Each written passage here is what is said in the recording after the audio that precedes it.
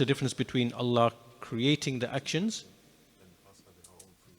and us having our own free will? No, Allah is the Khaliq, the creator of the a'mal. Allah is the creator of the servants of the actions. That's because He created us, our essences, and He gave us faculties of hearing, seeing, reflecting, understanding. He gave us limbs. He gave us a will. So we're able to freely act. And then He sent us guidance through the messengers, through books, through messengers, and He told us this is the right way, this is the wrong way, this is the beneficial way, this is the harmful way, this is the wholesome, tayyib, halal, this is khabith, filthy, vile, unlawful. He explained all these affairs to us. So when we act clearly, we act through the will that Allah gave to us and through the ability, the qudra that He gave to us. We are exercising that, and we are not compelled in any way to do those actions. We don't feel compelled. And so this is true, but it's also true that we and our actions are creations of Allah. Right? We and our actions, we are creations of Allah. So nothing is outside of the creative power of Allah subhanahu wa ta'ala. This is in opposition to the Mu'tazila, because they say, yes, Allah gave you power, Allah gave you will, but once He gave it to you, after that, then what you are doing is completely outside of the will and the creative power of Allah. That's what the Mu'tazila say. Right? This is not true. We are still, our actions are still the creations of Allah, clearly, because Allah created us. Right? And whatever we do, even though it is through our volition, through our choice, that is still attributed to Allah in the sense that it is His creation. He created it, right? Our act is not His act, right? So when someone steals, who's stealing? You're the one who's stealing. Is Allah stealing? We don't say that. That's not Allah's action. Allah is the creator of that action that servant did. Allah created the servant, and what the servant did, in this case it is the act of stealing, but it could be a righteous deed, it could be someone who prays or fasts. Allah is the creator of those actions. So they are attributed to Allah as the creator of those actions, but we are the ones who are the doers of those actions by way of the will, the power that Allah has given to us. And He has also told us the right from the wrong. So we are responsible, we are held accountable, and we are not forced in any way to do a deed, because this would be a silly argument if someone, and we've been through this before many times, if someone said, well, I was forced, I drink alcohol or I gamble and I can't help it. Look, Allah decreed it upon me. What am I supposed to do? It's Allah's qadr. And so if you, again, punched him, or you did something, or you stole from him, or you took all his wealth from him, or you did something harmful, that was why Allah's qadr as well. Allah's qadr as well. You have no argument. This is a silly argument. Everybody knows this is not true. Otherwise, there would be no justice in the world.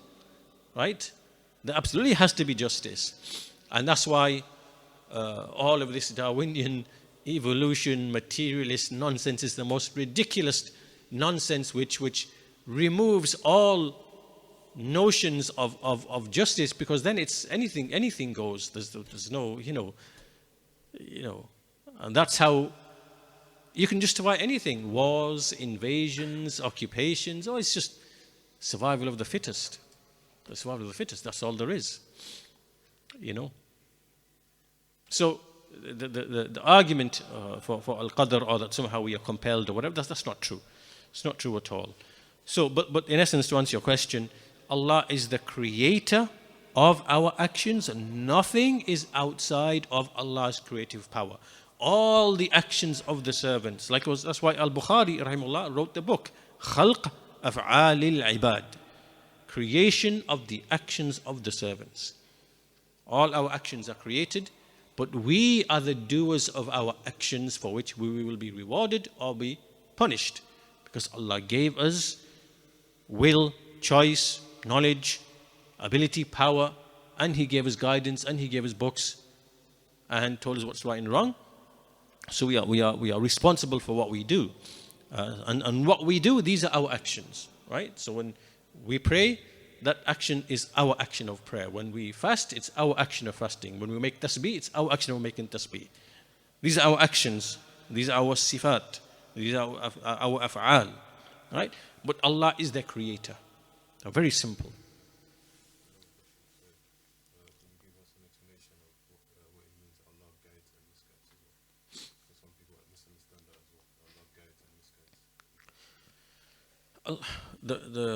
What it means, Allah guides and misguides.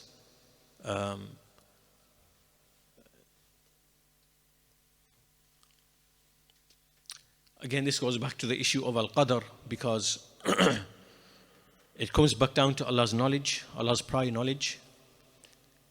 Allah has prior knowledge of all things, and He knows what He's going to create, and He knows the servants who's going to create, and He knows the destination of every servant. That's in His prior knowledge before He creates the creation. Then, when He creates the creation, He facilitates for each person through His decrees the destination for that person. Right? So if it's a person of hellfire, He will facilitate for him the actions to hellfire.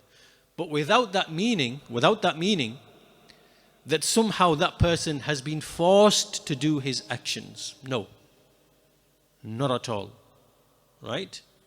And likewise, a person whom He knows from His prior knowledge to be a person of paradise, Allah will facilitate for him the circumstances, the situations, the different chains of events in his life that will lead him to do deeds that will lead him to paradise.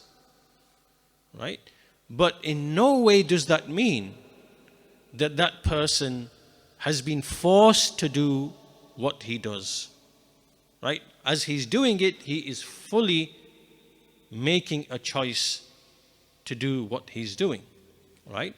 So therefore, Allah is the one who guides and who misguides. He guides a person to his eventual destination. Or He misguides a person from the straight path to his eventual destination. Allah guides, Allah misguides. This is what the Mu'tazila have a problem with.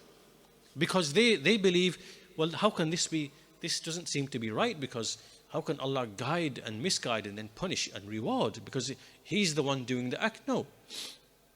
See, what we are doing here is what we are combining all truth and all aspects of the truth and combining them together to show there is no contradiction. There's no contradiction. Right? What they are doing is, from their human reason and human deficient understanding, they are making false analogies for Allah subhanahu wa ta'ala. And they are saying, well, if Allah guides and misguides, like, this would be injustice, right? And they're trying to make analogies for Allah which are not applicable. If we say that Allah Azza wa Jal creates the actions of the servants and He guides and misguides, that in no way does it mean that you or I freely chose our actions and we are accountable for our actions.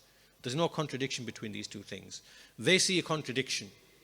That's why they don't say Allah guides, Allah misguides. Even though that's what it clearly says in the Quran. Right? Whomever Allah guides, it clearly says in the Quran, but they don't speak with this because they don't believe Allah actually guides and misguides, because this would be injustice to them. Right? So, yes, because the key to all of this is the ilm of Allah subhanahu wa ta'ala. Right? The argument with the Mu'tazila always starts with the issue of knowledge. If Allah has prior knowledge of His creation, then the rest of it automatically follows. You have no argument after that. That's why Imam Shafi'i rahimahullah used to say, debate the Qadariyya with the issue of knowledge. Start with the issue of knowledge. Does Allah have prior knowledge of the servants? No? Okay, well, you're a kafir then, because you believe Allah does not have all-encompassing knowledge. Yes, Allah does have prior knowledge. Well, okay, in that case, if He does have prior knowledge of the actions of the servants, then either they occurred through His will or they didn't occur through His will. They obviously have to occur because He wants it to occur, right? And if He wants it to occur, so it just follows. It's compelling. You can't escape from that, right? So yes, if Allah has prior knowledge that in this creation there will be these servants, and these servants will be in paradise, and in the creation will be these servants who will be in hellfire, then when Allah creates the creation, He will facilitate for each, exactly as occurs in the hadith, right? Everyone, kullun muyassarun lahu, for every person it's made easy for him. Allah will facilitate for each soul the circumstances where he's born, the family in which he's born, the environment, all the, like I said, everything in his life that will lead him to do the actions on account of which he will then enter paradise, or vice versa, hellfire. And in that circumstance, never ever was he ever forced to do what he did. He always had a free choice and a free will to actually do that, right? No one was compelled to do anything. You can believe or you can disbelieve. You can fast or not fast. You can pray or not pray. You can, you can not drink and you can drink alcohol. Or you can commit fornication and not commit fornication, right? You can choose to do that. You have the choice to do that. And you absolutely have no argument to use al-qadr as an excuse, because then someone else can use it against you and shoot you dead and say, well, it's al-qadr. Al-qadr. And you wouldn't accept that. You would want justice in a court of law. You would demand justice. So is there not justice in the hereafter then? Reward and punishment for the deeds that you do freely in the life of this world? It's just nonsensical. This doesn't make any sense. So all of these are from the doubts of we've spoken today mainly about the doubts of the Mu'tazila. And again, all these problems arise because of mistakes in creed and people using reason over revelation, and then it leads to these kind of mistakes that we see here start to surface. They start to surface in people's speech and people's behavior.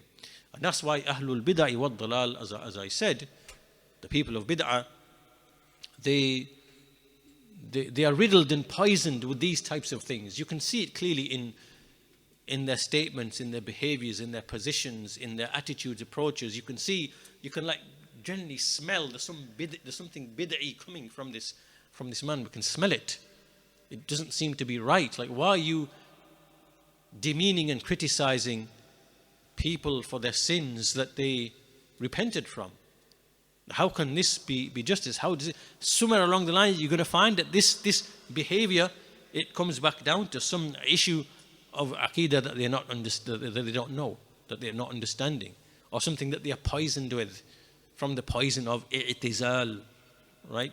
The way of the Mu'tazila, or the way of the Khawarij, or the way of the Murji'ah, or the way of the Rafida, whatever it might be.